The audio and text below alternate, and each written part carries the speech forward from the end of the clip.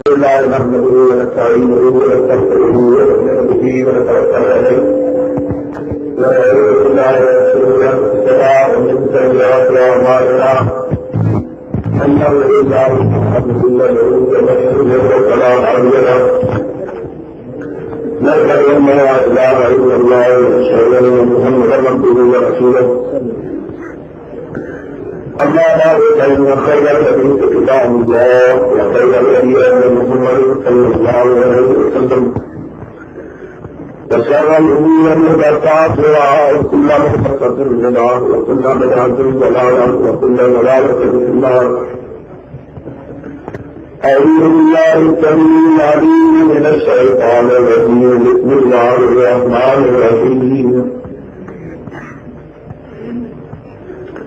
واعتصموا بحبل الله جميعا ولا تفرقوا واذكروا نعمة الله عليكم إذ كنتم أعداء فألف بين قلوبكم فأصبحتم بنعمته إخوانا وكنتم على شفا حفرة من النار فأنقذكم منها كذلك يبين الله لكم آياته لعلكم تهتدون. حضرات بڑی مدد کے بعد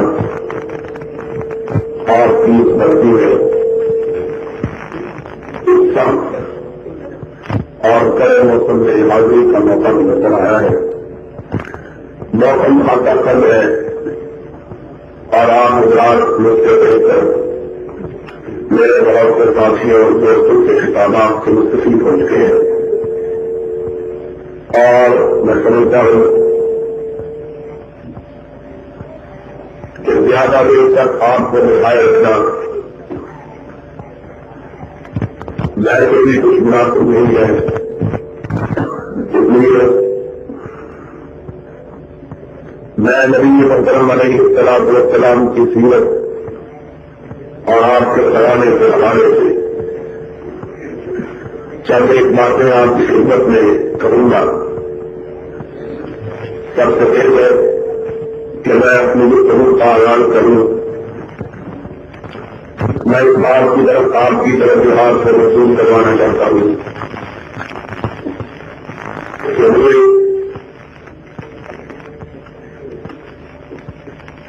ہر سال ربیع الاول کے مہینے کی آمد پر پاکستان کے اندر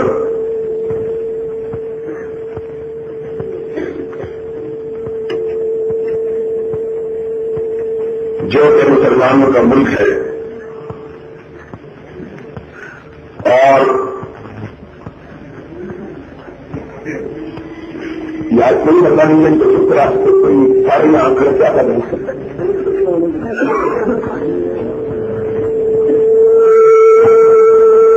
اس ملک کے اندر جو ملک اسلام کے نام پر بنا ہے اور جس کے بیشتر واقعی رہنے والے مسلمان ہیں، اس مہینے کی آمد پر اس ملک کے اندر مسلمان کچھ ایسی حرکات کرتے اور اس قسم کا وسیلہ اختیار کرتے، ایسی روش اپناتے اور ایسا طرز عمل اختیار کرتے ہیں جن کو دیکھ کر انتہائی دکھ اور افسوس ہوتا ہے. اس وجہ سے کہ جس کے نام سے یہ مہینہ منسوب ہے اور جس کی اس مہینے میں آمد ہوئی ہے، اس کا کردار کیا تھا اور ہم اس کا نام لے کر کون سے کردار کو اختیار کرتے ہیں؟ سرور گرامی حضرت محمد رسول اللہ صلی اللہ علیہ وسلم 13 برس تک مکہ مکرمہ کی بستی کے اندر بازاروں میں، گلیوں میں، چوراہوں میں لوگوں سے پتھر کھاتے رہے، ان سے گالیاں سنتے رہے، اپنے آپ کو مجنون کہلوایا، انہیں ساحر کہا گیا، کاہن کے لقب دیے گئے، بھائی اور باپ اور بیٹی اور ماں ان کے درمیان تفریق پیدا کرنے والا کہا گیا۔ لیکن اس سب کے باوجود، بلکہ اس سے بھی بڑھ کر آپ کے قدموں کو لہوحان کیا گیا، آپ کے دلوں یا گھر میں کپڑا ڈالا گیا، آپ کے جسم کو اس طرح زخمی کیا گیا کہ کوئی حصہ ایسا نہ بچا جہاں سے خون نہ نکل رہا ہو، آپ کے راستے میں کانٹے بچھائے گئے، آپ کی اپنے رشتے دار عورت آپ پر کوڑا اتر کر کے ڈھیر پھینکتی رہی، لیکن آپ یہ سب کچھ دیکھتے ہوئے، یہ سارے مظالم سہتے ہوئے، یہ ساری تکلیفیں برداشت کرتے ہوئے، ان ساری کٹھنائیوں سے گزرتے ہوئے، ان سارے زخموں کو دیکھتے ہوئے لوگوں کو کفر سے اسلام کی طرف لاتے رہے، اور ہم آرام سے اپنی مسجدوں پہ بیٹھ کے مسلمانوں کو کافر بنانے میں لگے ہوئے۔ نبی کائنات علیہ السلام نے تو یہ مصیبتیں اس لیے جھیلی کہ کافروں کو مسلمان کریں، اور ہم اس مہینے کی آمد پر اس نبی کا نام لے کر پھولوں کے ہار پہن کے، جلوس نکال کے، اپنی راہوں کو موم بتیوں اور دیوں سے روشن کروا کے لوگوں کو تاریکیوں کی طرف دھکیلتے اور محمد کی امت کے لوگوں کو اسلام سے خارج کرنے کا طریقہ سر انجام دیتے۔ کیا حضرت محمد رسول اللہ صلی اللہ علیہ وسلم کی یہی روش تھی؟ کیا آپ کا یہی تم سے بات تھا؟ کیا اس مہینے میں یہی کام کرنا چاہیے؟ کیا جس کے نام پر اس مہینے کو آراستہ اور پیراستہ کیا جاتا ہے اس کو ایسے ہی کام پسند ہے؟ اس کے اخلاق کا عالم تو یہ تھا کہ اس کا بدترین دشمن اس کی زندگی اقدس میں ان کے بارے میں تاریخ کے سب سے نازیبا کلمات اپنی زبان سے نکالتا۔ قرآن نے ان الفاظ کو محفوظ کیا ہے کہ اس نے کہا تھا لَيُخْرِجَنَّ الْأَعَزَّ مِنْهَا الْأَذَلَّ، ہم عزت والے ہیں، معاذ اللہ نبی اور اس کے ساتھی ذلیل ہیں، اور ہم عزت والے اور اعظم باللہ ان ذلیلوں کو مدینے سے نکال دیں۔ ایک چھوٹا سا بچہ اس سے یہ الفاظ سنتا ہے، بھاگا ہوا اپنے آقا کی بارگاہ میں حاضر ہوتا ہے، اس کی آنکھوں میں آنسو ہے، اس کے لب شدت غم سے بڑھا رہے ہیں، اس کے چہرے کا رنگ اڑ چکا ہے، اس کے رخسار زرد ہو چکے، اور غصے سے چھوٹا سا بچہ تھر تھر کانپ رہا ہے۔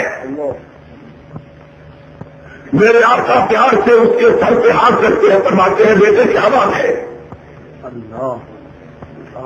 آنکھوں میں نکلنے والے آنسو دمک کر باہر گر پڑتے ہیں، کہتے ہیں آقا آج اس منافقوں کے سردار عبداللہ ابن ابی نے آپ کو ذلیل اور اپنے آپ کو عزت والا کہا ہے۔ صحابہ طرف اٹھے، کئی لوگ اپنی تلواروں کو اپنے میانوں سے باہر نکال لیتے ہیں، اور ان کے کچھ بولنے سے پہلے اس کا اپنا بیٹا لپکتا ہوا آگے بڑھتا ہے۔ اللہ کے رسول پہلے میری بات سن لیجئے گا۔ آپ نے نگاہ اقدس کو اٹھایا، فرمایا کیا بات ہے؟ یا رسول اللہ لقد علمت الانصار بانی اضر الناس بوالدی، مدینے کے لوگ جانتے ہیں کہ مجھ سے زیادہ اپنے باپ کا فرما بردار کائنات میں کوئی دوسرا شخص نہیں ہے۔ صحابہ گھوم کے دیکھتے ہیں کیا کہنے لگا ہے۔ نبی یہ کائنات نے اپنے سر اقدس کو اٹھایا، فرمایا پھر اس نے کہا یا رسول اللہ لوگ جو سمجھتے ہیں سچ سمجھتے ہیں، جتنا مجھ کو اپنے باپ سے پیار ہے شاید دنیا کے کسی بیٹے کو اپنے باپ سے اتنا پیار تھا، لیکن میں آپ سے ایک گزارش کی اجازت چاہتا ہوں۔ آپ نے فرمایا کہو کیا بات ہے؟ اس نے کہا کہ اگر آپ نے میرے اس باپ کے قتل کا فیصلہ کر لیا ہے تو ان میں سے کسی کو حکم نہ دیجیے گا، مجھ کو کہیے کہ مجھے ڈر ہے کہ کوئی مومن آپ کے حکم کی تعمیل میں میرے باپ کی گردن کو اڑا دے اور میرے دل میں اس کے لیے نفرت کا جذبہ پیدا ہو جائے، ایمان خراب ہو جائے کہ آپ کے حکم کی تعمیل کرنے والے کے لیے نفرت کا جذبہ رکھو۔ آقا اس لیے میری گزارش یہ ہے کہ اگر آپ کا فیصلہ ہے تو مجھ کو کہیے، ابھی آپ کی پلک نہیں جھپکے گی کہ میرے باپ کا سر ہوگا اور آپ کے پیر ہوں گے،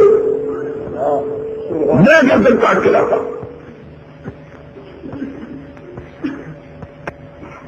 سڑک سہتا پڑا تھا، زمین سہمی پڑی تھی، آسمان ساکن تھا بیچارہ، سکتا داری ہو گیا، دیکھا کہ وہ صادق الموت مومن اپنی تلوار کو باہر نکال کر اس کی دھار پہ نظر ڈال رہا ہے۔ رحمت للعالمین کی نگاہ اقدس اٹھی، فرمایا عبداللہ ابن ابی کے مومن بیٹے اپنی تلوار کو میان میں ڈال لو، تیرا باپ اپنے آپ کو مسلمان کہتا ہے اور میں چاہے وہ کتنا بڑا منافق ہی کیوں نہ ہو اس کی گردن کو اڑا کر اپنے ہاتھ کو کسی نام ہاتھ مسلمان کے خون میں بھی مرمت نہیں کرنا ہے۔ نعرہ تکبیر،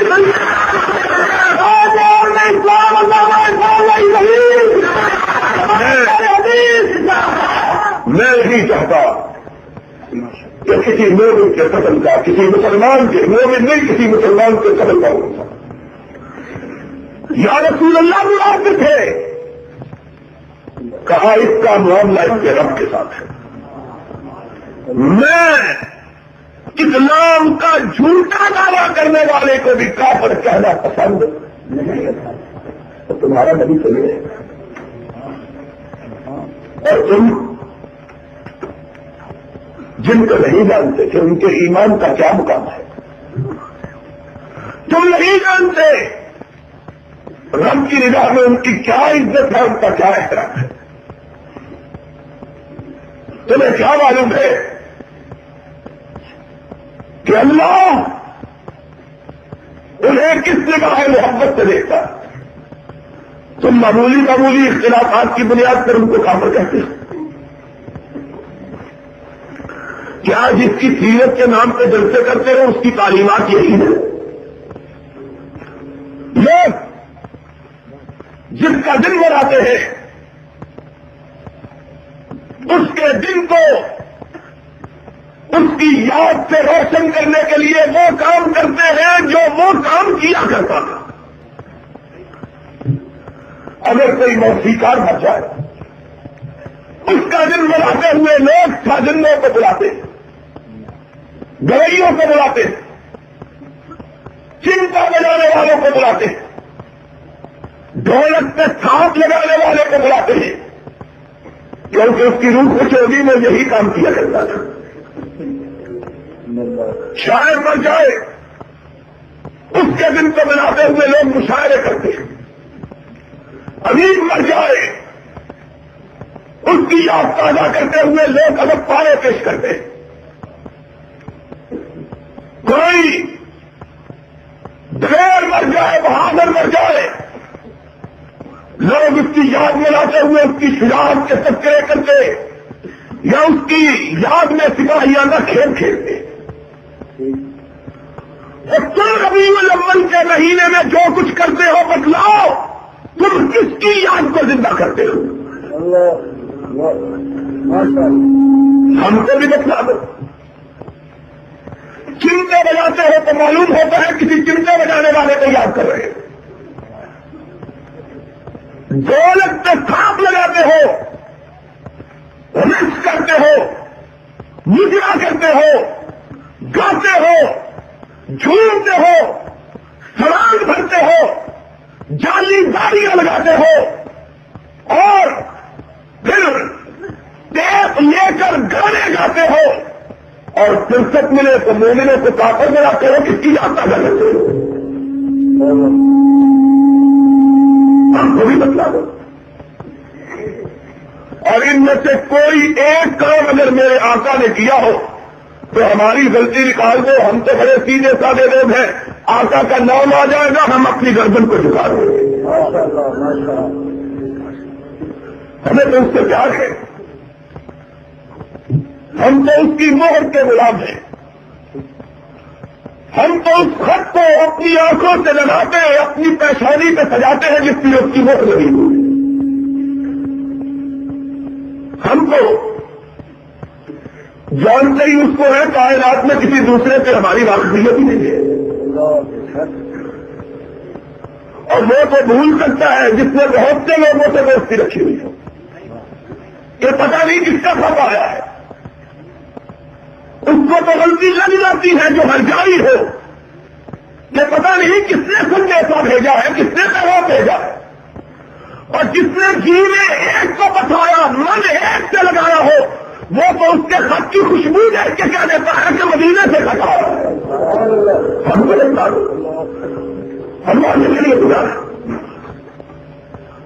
ہمارے ساتھ تو کوئی لمبی چوڑی بحث کی بھی ضرورت نہیں، یہ دانی صاحب ایسے ہی بڑا دور بتا رہے تھے، بحث کی تو بہت ضرورت ہے جن سے کوئی 15-20 ہے اور پتہ نہیں اس کی مانگتے نہیں ہے، چلو اس کی مانگ لو، ہمارے لیے تو ایک ہی ہے کہ سب کچھ خدا سے مانگ لیا تجھ کو مانگ کر، اور اس سے نہیں ہے ہاتھ میرے اس دعا کے بعد کہ جب سے آمنہ کے لال کا چہرہ دیکھا ہے کسی دوسرے کے چہرہ دیکھنے کی ہمت ہی نہیں رہی۔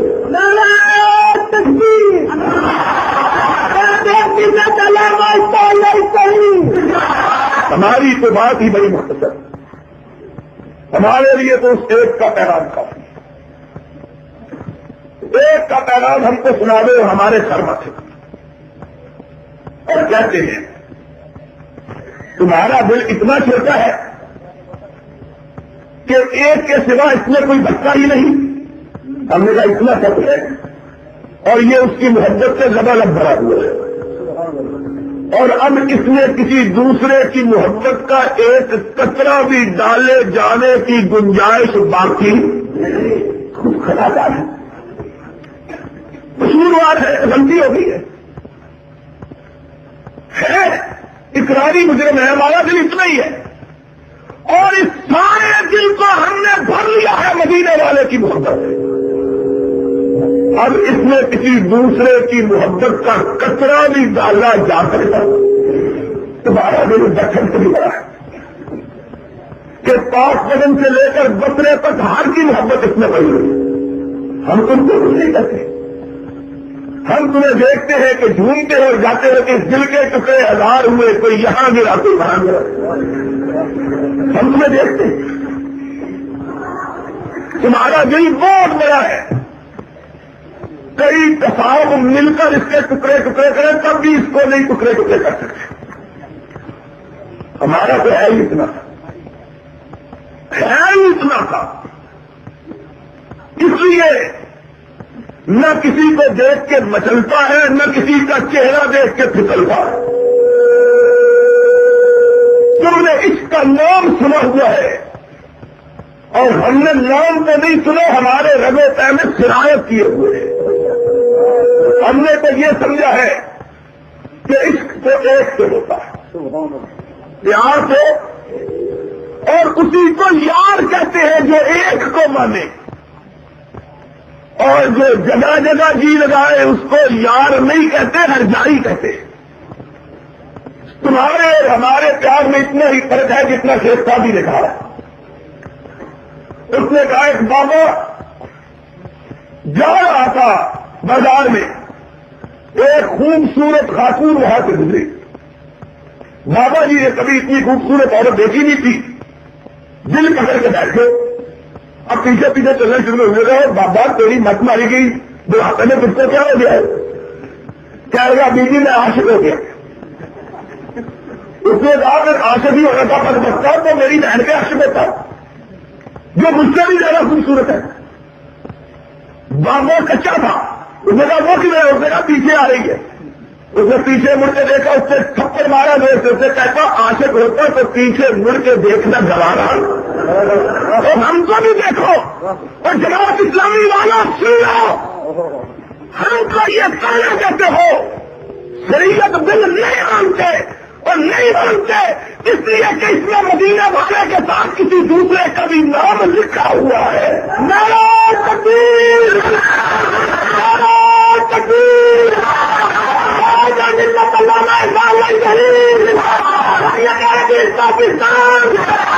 ہم سے سامنا دیتے ہو سپاہی,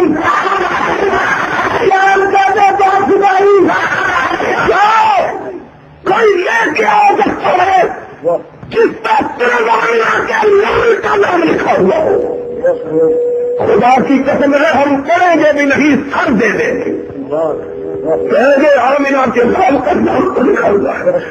اور والا پوچھے گا کیا لے کے آئے ہو, کہیں گے اللہ دو ہی سبق سیکھے گے کہ جھکاؤ تو سب تیرے آگے جھکاؤ اور دل میں بساؤ تو صرف محمد کا بساؤ. اللہ اس مدینے والے کی عظمت کے لیے اس کے پیار میں اپنی گردن کو کٹا کے دے گیا ہے. تم ہم سے باتیں ہو, آؤ ہم سے بات کرنی ہے تو سیدھی سادھی کرو. ہم کوئی یار ہر جائی نہیں ہے کہ کسی پنجابی میں نے کبھی نہیں بولی, لیکن ایک بات یاد آ رہی ہے کہ جتنی دیکھی تبا پڑا کوٹھے گزاری ساری رات. یہ ہم سے نہیں ہو سکتا, اس کے لیے کسی اور دنیا کو منگوا لو. ہم سے یہ نہیں ہو سکتا. ہم نہ کسی کا توا دیکھتے ہیں, نہ کسی کی پاؤں دیکھتے ہیں, اور نہ کسی کی شادی دیکھتے ہیں, نہ کسی کی برات دیکھتے ہیں. نہ کسی کی کرسی دیکھتے ہیں، نہ کسی کا اطلاع دیکھتے ہیں، نہ کسی کی طاقت دیکھتے ہیں، نہ کسی کا اختیار دیکھتے ہیں، نہ کسی کی حکومت دیکھتے ہیں، نہ کسی کا وکالت دیکھتے ہیں، نہ کوئی کرنیل دیکھتے ہیں، نہ کوئی جرنیل دیکھتے ہیں، نہ ضیاء الحق دیکھتے ہیں، نہ جنیجو دیکھتے ہیں۔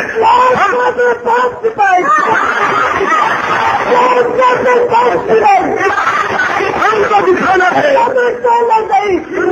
ہم کو دکھانا ہے تو یا رب کا قرآن لے کے آؤ یا مدینے والے کا فرمان لے کے آؤ، ہم کو مت دکھاؤ یہ بنائی ہوئی دستاویزیں لے کے آگے ہو، آگے ہو شریعت بل، لے جاؤ ان بلوں کو اپنی دلوں کے اندر، جب تک اسلامی صحیح زندہ ہے۔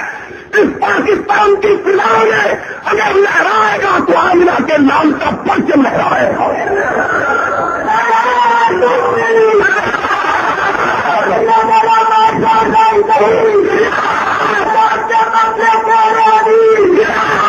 لے کے آگے ہے، دل لے کے آگے جاؤ، بے وقوفوں کو شکار کرو یا ان کو شکار کرو جن کا نام بیچاروں کا چھپ نہیں سکتا، تمہارے وسیلے سے چھپ جائے گا۔ ہم نہ وسیلے کے قائل نہ پتیلے کے قائل، لے جاؤ ان کو اٹھا کر۔ ہم سیدھی بات کرتے ہیں، اور جو لوگ ضیاء الحق کے 10 سالہ ماشاء اللہ کے اقتدار کے زمانے میں نہ ضیاء الحق سے ڈرے نہ اس کے ماشاء اللہ سے ڈرے، تمہاری ان بلی کی نیاؤں سے ڈر جائیں گے۔ اور یہ بلی بھی بیچاری مری ہوئی جس کو کئی دن سے چیچڑے نہیں ملے، اختلاف تو چیچڑوں کا ہے، اور کس بات کا اختلاف ہے؟ صرف چیچڑوں کا اختلاف ہے۔ شرم کی بات ہے، آج ہم سے باتیں کرتے ہیں زمین فروش، ایمان فروش، دین فروش، ان کی حالت یہ ہے، خلافات کو یہ چاہتے ہیں 18 اکتوبر کو مظاہرہ کرنے کے لیے اسلام آباد کے اندر، اور دوسرے دن اسی حکومت کو جس کو کافر کہا، فاسق کہا، ظالم کہا، اس کے وزیر کو اپنے مدرسے میں بیٹھ کر اس کے سامنے گداگری کے لیے چھوڑی پہنا کر اپنے لیے چلنا مانگتے ہیں۔ لوگ ایک گروہ میں وزیر خزانہ یاسین بچوں کو منگوایا اور 2 دن پہلے جلوس نکالا اور پھر اپنی جوہری بے جا سہیا رائے خدا تیرا اللہ بوجھا پوچھے۔ یہ شریعت اپنے مدرسے کے اندر بلایا، سنتا جا شرماتا جا، اور اگر کوئی غیرت ہے تو مرتا جا۔ کوئی خدا تم نے شریعت نہیں ہے، یہ جھوٹا لے کے گئے، اور شریعت لیں گے تو یہ لیں گے جو رب کے لیے، رب کے رسول کے لیے گردن گھٹانا تو جانتے ہیں، کسی کے سامنے ہاتھ پھیلانا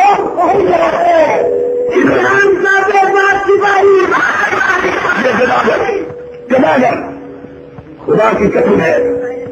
اس دن میرا جی یہ چاہتا تھا کہ مر جاؤں، ان بے غیرتوں کو شرم نہیں آتی، لیکن کم از کم ان کے ساتھ ہماری نسبت ہے، یہ بھی بول دی،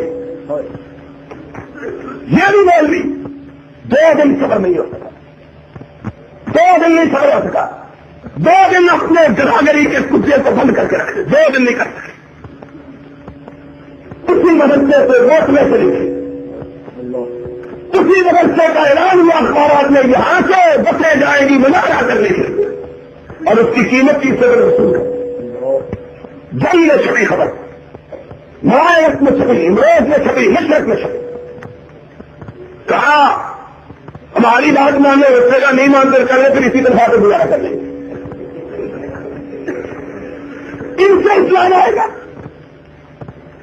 دوسرے مدرسے کی بات سنو، انہوں نے تو مرکزی وزیر خزانہ کو بلایا تھا، ان کو برکت کا کوئی نہیں ملا، انہوں نے صوبائی وزیر کو کافی بلا لیا، اور کچھ نہیں، کسی مزار کا گلہ توڑ کے ہم کو کچھ دیتے ہیں۔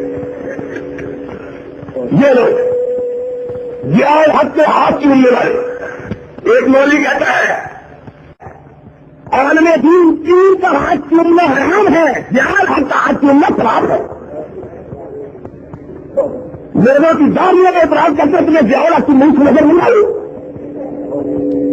اس کے منہ سے تمہیں چومنا شروع کر دیا بغیر کو. کہاں گئی ہے غیرت؟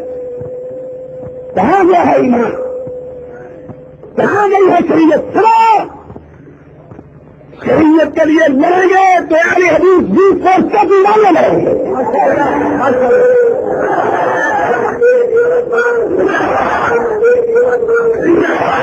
شریعت کے لیے لڑیں گے کہ جمعیت اہل حدیث کے پروانے لڑیں گے. شریعت کے لیے لڑیں گے تو یہ میرے بیٹے لڑیں گے جن کا عقیدہ یہ رہی ہے سلامی ونفقی ومحیایا ومماتی للہ رب العالمین، جو موت و حیات اور لگے نقصان کا مالک رب کے سوا کسی دوسرے کو سمجھتے ہیں، اور جو کبھی لگے نقصان کا مالک سمجھتے ہیں ان میں کس کے لیے لڑنا ہے؟ انہوں نے ذریعہ ہی کرنا ہے، انہوں نے ذریعہ نہیں، انہوں نے ذریعہ ہی کرنا. ہم لڑیں گے انشاءاللہ. اور سی آئی ڈی والا لکھ لو، جال حد تک حرام بھیجو، کم از کم ایک رات کی نیند تو اس کی حرام ہو جائے گی. اس کو لکھو کہ جس دن اہل حدیث کتاب و سنت کی بالادستی کے لیے سر پر چمن باندھ کر میدان میں نکل آئے، بازاروں میں آ گئے، تو پھر سن لو یارت کا رسول کا پرچم لہرائے گا، تم نہیں ہوگے، اور اگر تم ہوگے تو پھر ہم نہیں ہوں گے. نعرہ تکبیر،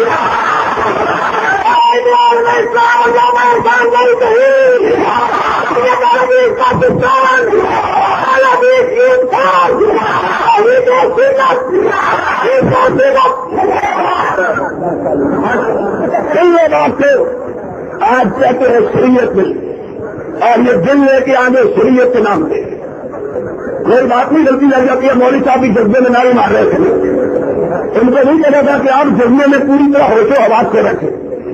جو یہ بات کر رہا ہے یہی دیوانے کا کام ہے، جو نوازے دیکھتے ہیں نہ پیچھے. اور خدا کی قسم ہے میری عادت نہیں ہے کسی کا نام لے کر.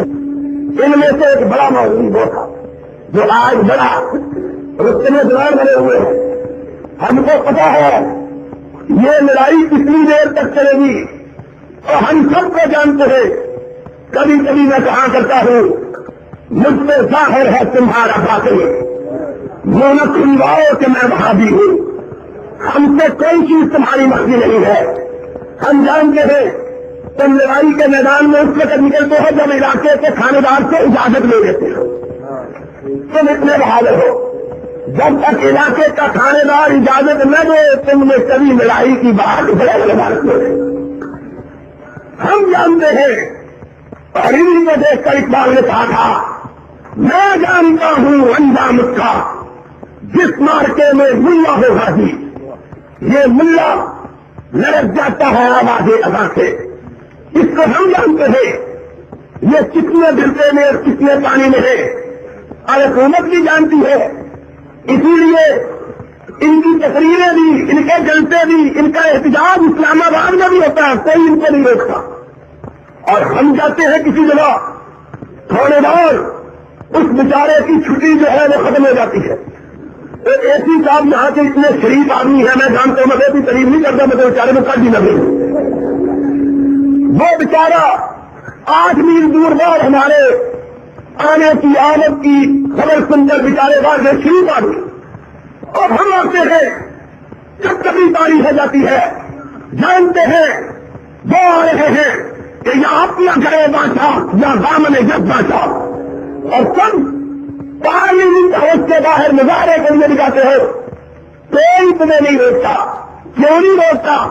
اس لیے کہ حکومت جانتی ہے اپنے گھرے کی مچھلیاں ہی آ رہی ہیں، اپنے مال سے ہی آ رہے ہیں، اپنے پچھلی ہی آ رہے ہیں، اور اپنے پچھلیوں کو لوگ کہتے ہیں چل جا بیٹا کوئی بات نہیں. اگر ہم کبھی نکلے پھر دیکھنا زمانے کی طرح کیسی بدلتی ہے، آسمان کیسے رنگ بدلتا ہے، اور زمین پر کیسے تنگ ہوتی ہے، فضائیں اپنا رخ کیسے تبدیل کرتی ہیں. جب ہم نکلیں گے تو انشاءاللہ پاکستان میں تمہارا رہنا دوبر ہو جائے گا. یہ نکلتے ہیں پوچھ کر. ان میں سے ایک بڑے مولوی کی بات یہ ہے، سن 77 کی تاریخ میں آج یہ پیپلز پارٹی کے خلاف اور ہم نے بھٹو کے دور میں لڑائی لڑی. کائنات گواہ ہے، پاکستان کی تاریخ گواہ ہے. بھٹو کے زمانے میں مجھ پر 45 کیس چلائے گئے، 40 پر 5 مقدمے چلائے گئے، 2 قتل کے کیس مجھ پر دائر کیے گئے، 2 مرڈر کیسوں میں مبتلا کیا گیا. میں نے اپنے ہاتھ سے کبھی مرغی بھی ذبح نہیں کی. مجھ کو کہنے لگے 2 بندے مار دیے ہیں. ہم نے لڑائی لڑی.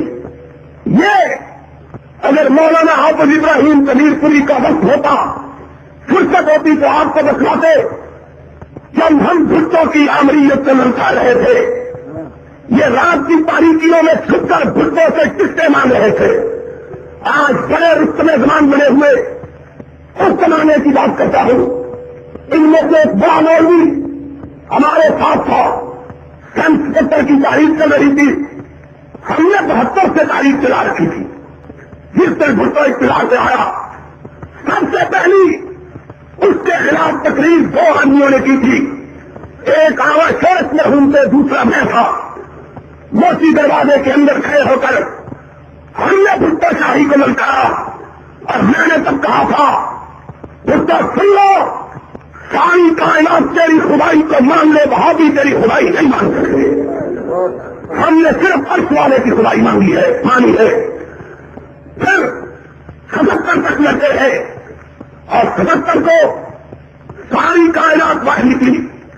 ان مولوی صاحب نے بھی سوچا، جو آج شریعت دل کے ایک بڑے لیڈر بنے ہوئے ہیں، کہ میں بھی لہو لگا کے شہیدوں میں نام لکھوا لوں. ان کا خیال تھا اب پوری کائنات نکل پڑی ہے، اب پورا زمانہ نکل پڑا ہے، اب کوئی تکلیف نہیں ہوگی، اب کوئی گرفتاری نہیں ہوگی، اب کوئی تشدد نہیں ہوگا. یہ 9 اپریل کی بات ہے، جس دن لاہور کی شاہراہیں نظام مصطفیٰ کے شہیدوں کے خون سے گلزار ہو گئی تھی. اس دن کی بات ہے. علماء کے جلوس کی قیادت میں کر رہا تھا. یہ بزرگی میرے ساتھ تھے. اچانک کیا دیکھا، سامنے پولیس کھڑی ہے، اس نے ذرا بختر پہنے ہوئے ہیں، ہاتھوں میں ڈنڈوں کی بجائے ریفلیں پکڑی ہوئی ہیں، اور ایک لائن انہوں نے سرخ لائن کھینچی ہوئی ہے. ہم جب جلوس لے کر آگے بڑھے، ایک مجسٹریٹ میرے پاس آیا، اس نے مجھے کہا، ڈاکٹر صاحب سنیے، اس لکیر سے جو آگے گزرے گا ہم اس کو گولی مار دیں گے، اور مہربانی کریں جلوس کو واپس لے جائیں. میں نے اس کو کہا، مجھے اس مرنے دینا ہے جس نے صرف پلٹنے کا طریقہ سکھلایا ہے، جس نے صرف جھپٹنے کا طریقہ سکھلایا ہے، پلٹنے کا طریقہ نہیں سکھلایا ہے. ہماری ملت کے اندر شہید تو موجود ہے، ہماری تاریخ کے اندر اسماعیل تو موجود ہے، ہماری تاریخ کے اندر سید احمد تو موجود ہے، ہماری تاریخ کے اندر مجدد الفسانی کا موجود ہے، ہماری تاریخ کے اندر امام ابن تیمیہ کا موجود ہے، ہماری تاریخ کے اندر احمد ابن حنبل کا موجود ہے. نہ کوئی جعفر موجود ہے، نہ کوئی میر سکن موجود ہے. ہم نے جھپٹنا سیکھا ہے، پلٹنا نہیں سیکھا. تم ان کو کہو گولی چلائیں، ہم سرورے کائنات کی عظمت کے لیے اپنے سینوں پہ گولی کھائیں گے. کائنات دیکھے گی کہ وہابیوں کو دیکھے کچھ کو گولی نہیں کھاتے. میں آگے بڑھا، مولوی صاحب کی صحت سے لگے. میں نے دیکھا، میں نے کہا کہاں جا رہے ہو؟ کہ اگر میں اماں جی سے اجازت لے کے نہیں آیا ہوں، خدا کی قسم ہے. اس وقت میں نے کہا کہ میں اپنی والدہ سے اجازت لے کے نہیں آیا. میں نے کہا جاؤ، پھر پلٹ جاؤ، اپنی ماں کو میرا سلام کہنا، اور اگر میں مر جاؤں گا تو میری ماں کو بھی میرا سلام کہنا. اور کہنا تیرے بیٹے نے بھی تجھ سے اجازت نہیں دی تھی، میں نے بھی تجھ سے اجازت نہیں مانگی تھی، لیکن اللہ مجھے یقین تھا کہ اگر محمد کی آبرو کے لیے میں تجھ سے کٹنے کی اجازت لیتا تو یہی جواب دیتی، بیٹا اجازت لینے میں وقت کیوں ضائع کیا ہے، کہیں رب ناراض نہ ہو جائے۔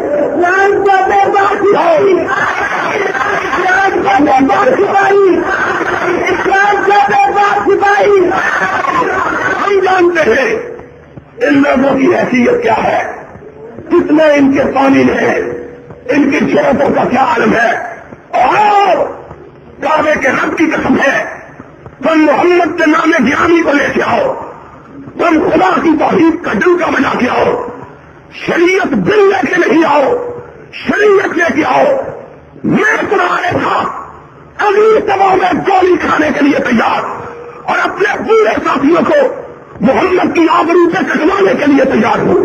پھر دیکھتا ہوں حکومت جھکتی ہے کہ نہیں جھکتی۔ اس کو پتا ہے یہ بکنے والے ٹوٹلو یہ ہمارا ہی رنگ جمائیں گے اور کچھ نہیں کمائیں گے، ان کو پتا ہے، اس لیے تمہیں اجازت ہے، اس لیے تم پر کوئی پابندی نہیں، تم پارلیمنٹ کے سامنے بھی مظاہرے کرتے ہو، تم کو کوئی نہیں ہوتا۔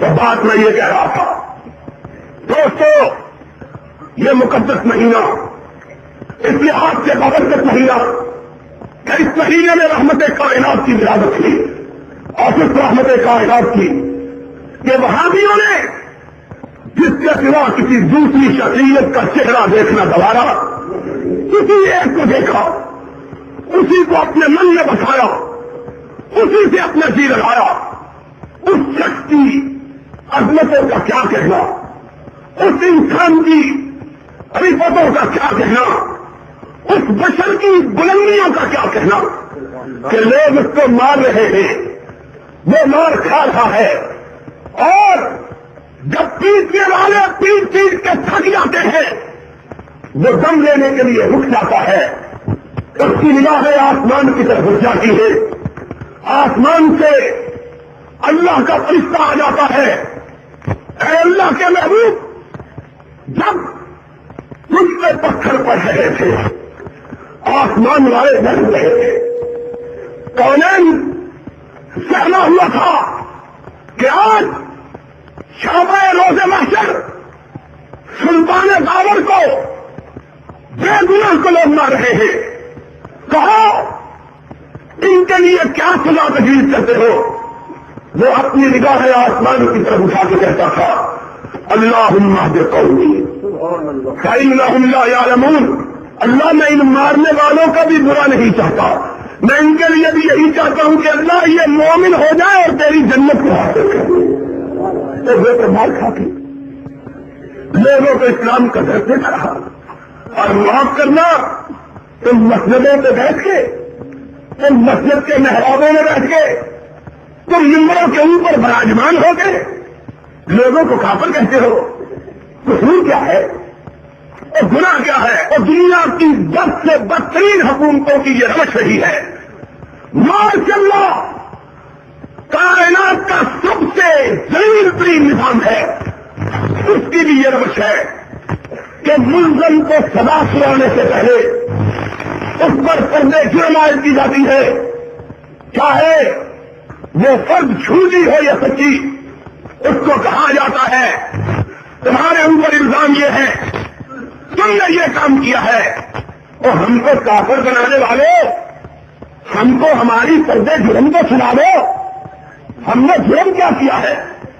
کہتے ہیں تم نے جرم یہ کیا ہے کہ جلوس نہیں نکالتے، گنجوں پہ نہیں بیٹھتے، ہار نہیں پہنتے، چمٹے نہیں بجاتے، دولت پہ رقص نہیں کرتے، سلام نہیں بھرتے۔ ہم نے کہا اگر یہ الزام ہم پر تم دھرتے ہو تو پھر مانو نہ مانو صفائی کا حق بھی دے دو۔ ہم کہتے ہیں ہم اس گناہ کو چھوڑنے کے لیے تیار ہیں جس گناہ کو تم گناہ کہتے ہو، اگر یہ الزام جرم ہے ہم اس جرم سے کنارہ تک چھوڑنے کے لیے تیار ہیں، لیکن ہماری بدقسمتی یہ ہے وہابیوں کے گھر پیدا ہوئے ہیں. ہمارے ماں باپ نے ہم کو دولے شاہ کا چوہا نہیں بنایا ہے کہ ہم سوچنے کی فکر رکھتے, سمجھنے کی صلاحیت رکھتے, اور اگر تم سوچنے اور سمجھنے سے بھی ہم کو روکتے ہو اس سے بھی رکنے کو تیار ہے. صرف ایک سوال کا جواب دے دو, اور وہ سوال یہ ہے کہ کیا یہ دن جس کی یاد میں مناتے ہو کیا اس کی زندگی میں بھی کبھی یہ دن آیا ہے کہ نہیں آیا ہے؟ صرف اتنے سے سوال کا جواب دے دو. کبھی اس کی زندگی میں بھی یہ دن آیا ہے کہ نہیں آیا؟ 40 سال پہلے کی بات چھوڑ دو اور 30 سال بعد کی بات کرو جو نبوت کا زمانہ ہے. کیا 13 سال مکے میں 10 سال مدینے میں میرے آقا نے کبھی یہ دن منایا ہے کہ نہیں منایا؟ کہتے ہیں تم گستاخ ہو, سوال کیوں پوچھتے ہو؟ ہم نے کہا وہ بھی بول لیتے ہیں, لیکن کسی بات کو بتلا دو کہ نبی کے بعد اس کائنات کے اندر کوئی نبی کا دوست بھی حکمران رہا ہے کہ نہیں رہا ہے؟ کبھی نبی کے یاروں کی بھی حکومت آئی ہے کہ نہیں آئی ہے؟ کبھی نبی کے دوستوں کا بھی اختیار ہوا ہے کہ نہیں ہوا ہے؟ اگر تمہارا عقیدہ یہ ہے کہ صدیق نبی کا کچھ لگتا تھا اور وہ 11 ہجری کو حکمران ہوا, 13 ہجری کو ان کی وفات ہوئی, تو اتنا تو بتلا دو 2 برس یہ دن ان کی زندگی میں آیا ہے کہ نہیں آیا ہے؟ اور پھر بتلا دو کہ فاروق کے بارے میں تمہاری رائے کیا ہے؟ 10 برس سن 13 سے لے کر 23 تک 24 تک وہ بھی حکمران رہا ہے 11 برس. کیا اس کی زندگی میں بھی یہ دن کبھی آیا ہے کہ نہیں آیا ہے؟ پھر 12 برس اس کے بعد نبی کا اپنا نانا 2 بیٹیوں کا شوہر عثمان حکمران رہا ہے. کیا اس کے دور اختیار میں بھی کبھی یہ دن آیا ہے کہ نہیں آیا ہے؟ پھر اس کے بعد ان کی چھوٹی بیٹی کا شوہر اور ان کے بیٹوں کا باپ حسنین کا باپ علی مرتضیٰ 35 ہجری سے لے کر 40 ہجری تک حکمران رہا ہے. 5 سال اس کے زمانے میں بھی یہ دن آیا ہے کہ نہیں آیا ہے؟ ان کے بعد خود ان کا اپنا نقطۂ جگر اپنے لڑکا حسن 18 برس حکمران رہا, ان کے دور میں بھی ربیع الاول گزرا. کیا انہوں نے بھی یہ دن منایا ہے کہ نہیں منایا؟ یارو ہم اپنے لیے تو نہیں لڑتے, ہم کو مجرم کہہ دو تو کوئی بات نہیں, لیکن دیکھو تو صحیح کہ تمہاری فلم گری کن کن لوگوں پہ اثر انداز ہو رہی ہے. اگر یہ دن نہ منانا جرم ہے تو مسئلہ اور قیامت کے دن صدیق کو کیا کہو گے, فاروق کو کیا کہو گے, عثمان کو کیا کہو گے, حیدر کرار کو کیا کہو گے, نبی کے بیٹے حسن کو کیا کہو گے؟ ان پر کون سی پردے جرم بناؤ گے؟ جاؤ اگر تم یہ کہو کہ ہم نے اسی جرم کے مرتکب جس کے یہ مرتکب تھے تو ہمارے نصیبے کا کیا کہنا کہ ہم بھی اسی سب میں کھڑے ہوں جس سب میں صدیق کو فاروق کھڑا ہو. پھر اس سے بڑی ہمارے نصیبے کی بات ہے. لوگوں آؤ انصاف کی بات کرو. آج تمہارا ملک اس بات کا متحمل نہیں ہے کہ معمولی باتوں کو, ان باتوں کو جن کو تم نے خود تراشا ہے, نہ قرآن میں جن کا ذکر, نہ محمد کے فرمان میں جن کا تذکرہ, ان باتوں پہ لڑ کے امت کو باندھ رہے, امت میں تبرکہ پیدا کر رہے, امت میں خلفشار پیدا کر رہے, امت میں انتشار پیدا. آج امت کو اتحاد کی ضرورت ہے, آج امت کو اتفاق کی ضرورت ہے. بیرونی جارحیت ہمارے دروازوں پہ دستک دے رہی ہے. روسی فوجوں کی شاہ پر افغانستان ہر روز پاکستان کو بمباری کر رہا ہے. مسلمانوں کی بہو بیٹیاں دکھ رہی ہیں, مسلمانوں کی آبروئیں کٹ رہی ہیں. ہندوستان پاکستان کا آخری دشمن, ہندو مسلمانوں کا بدترین دشمن اپنی فوجیں ہماری سرحدوں پہ لے آیا ہے. اور یہ حکمران طبقہ دونوں ہاتھوں سے ملک کو لوٹ رہا ہے.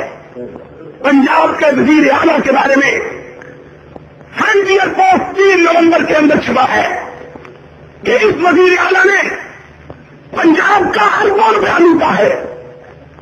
ایک ملا بےغیرت جس نے چند روز پیش کر جھوٹ کہا کہ محمد کریم میرے پاس آئے اور رسول اللہ میرے پاس آئے, جھوٹ بولا اور کہا میں نے اس وزیر اعلیٰ سے کوئی پیسہ نہیں اٹھایا. اس کے بارے میں دستاویزی ثبوت چھپا کہ جس طرح رسول اللہ کے بارے میں جھوٹ بولا اس طرح وزیر اعلیٰ کے بارے میں بھی جھوٹ بولا. 166 کنال زمین جس کی قیمت 1,66,00,000 روپیہ ہے اس ملا کو اس وزیر اعلیٰ نے دی ہے. چھپا ہے اخبار میں. فرنٹیئر پوسٹ منہ پہ تالے لگے ہوئے, کوئی بولنے کے لیے تیار نہیں.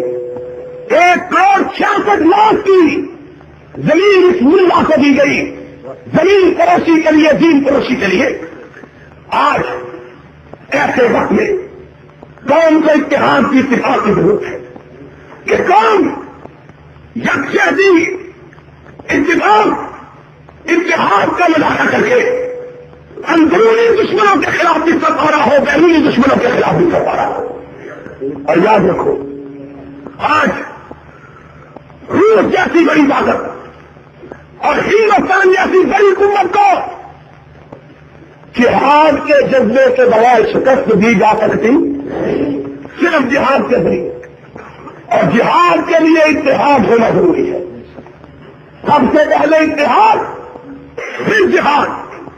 آج تم امت کو ان معمولی باتوں پر جن کی کوئی قرآن و سنت مضبوط نہیں, یہ امت روایات میں کھو گئی, یہ ملت خرافات میں کھو گئی, تمدن تصوف تغنی کلام بزرگ اعظم کے پجاری تمام, یہ امت روایات میں کھو گئی. یہ ملت خرافات اور حکمرانوں کو یہ بات سوٹ کرتی ہے کہ قوم آپس میں لڑتی رہے تاکہ ان کو اپنی لوٹ کسوٹ کی کوئی رکاوٹ محسوس نہ. جب چوہے آپس میں لڑ رہے ہو تو بلیوں کو شکار کرنا آسان ہو جاتا ہے. تم اپنے آپ کو چوہے بنا کر بلیوں کے سامنے اپنے آپ کو ڈالے ہوئے ہو. خدا کے بندو خوف کرو, آ جاؤ. آخری بات جو اپنے مطلب سے بھی متعلق ہے کہہ دیتا ہوں کہ ہماری دعوت یہ ہے, ہمارا اعلان یہ ہے, ہم سارے مسلمان فرقوں کے ساتھ اتحاد کے لیے تیار ہیں. کوئی گروہ, کوئی جماعت ہم اس سے اتحاد کے لیے تیار ہیں. بریلویوں کے ساتھ, دیوبندیوں کے ساتھ, بدقسمتی سے جماعت اسلامی بھی فرقہ بن گئی, ان کے ساتھ ہم اتحاد کے لیے تیار ہیں. آ جاؤ ہم اتحاد کر لیں. اتحاد اس وقت کی ضرورت ہے, لیکن اتحاد ہوگا انہی بنیادوں پر جو رب اور رسول نے بیان کی ہے. ان تنازعتم فی شیء فردوہ الی اللہ ہے. جاؤ سمندری کے لوگوں, میرا یہ پیغام سن لو. جو جماعت قرآن و سنت پر اتحاد کے لیے خواہش رکھتی ہے, ہم جمعیت اہل حدیث پاکستان کے لوگ صبح کا سورج طلوع ہونے سے پہلے اس کے ساتھ اتحاد کو تیار ہیں. لیکن ایک بات سن لو, قرآن و حدیث کو چھڑوا کے کوئی اتحاد کامیاب ہو سکتا نہیں. جتنے جی چاہے ہاتھ کچے اٹھائے. اتحاد ہوگا یا رب کے قرآن پر ہوگا یا محمد کے, ہم تیار ہیں. اور انشاءاللہ العزیز اتحاد ہی سے اس ملک کو بچایا جا سکتا ہے. قرآن پر، محمد کے فرمان پر. اور لوگوں، یہی ہمارے لیے سب سے قیمتی متاع ہے. اور ہم جب تک زندہ ہیں انشاءاللہ اسی کی بالادستی کے لیے، بولو اسی کی بالادستی کے لیے، اور سارے بولو اسی کی بالادستی کے لیے، سارے ہاتھ اٹھا کے کہو قرآن و سنت کی بالادستی کے لیے لڑیں گے. وآخر دعوانا الحمدللہ.